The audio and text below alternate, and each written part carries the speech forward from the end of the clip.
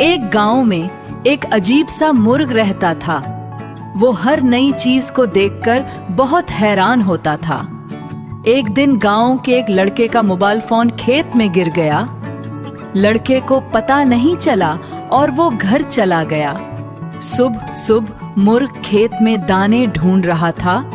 اچانک اسے زمین پر ایک چمکتی ہوئی چیز نظر آئی۔ مرغ آہستہ آہستہ اس کے قریب گیا اور چونچ مار کر دیکھنے لگا۔ اسی وقت موبائل بجنے لگا۔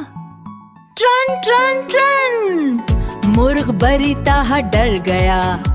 وہ زور زور سے ادھر ادھر بھاگنے لگا۔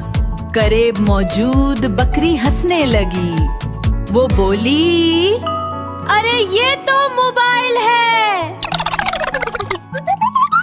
لیکن مرغ نے کبھی موبائل نہیں دیکھا تھا۔ اسے لگا شاید یہ کوئی جادوئی چیز ہے۔ موبائل دوبارے بجا۔ مرغ نے ڈرتے ہوئے اس پر چھونچ ماری۔ اچانک اسکرین جل گئی۔ مرغ اور زیادہ ڈر گیا اور سیدھا پانی کی بالٹی میں جا گرا۔ چھپاک! اب مرغ پورا گیلا ہو چکا تھا۔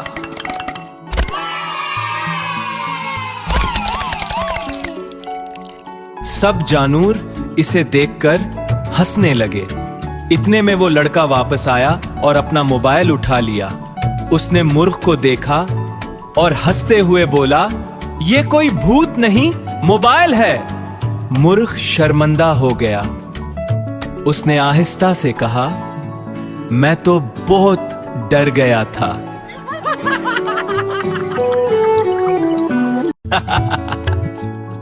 اب جب بھی موبائل بجتا سب جانور مرغ کو چھیڑتے اور مرغ فوراً بولتا،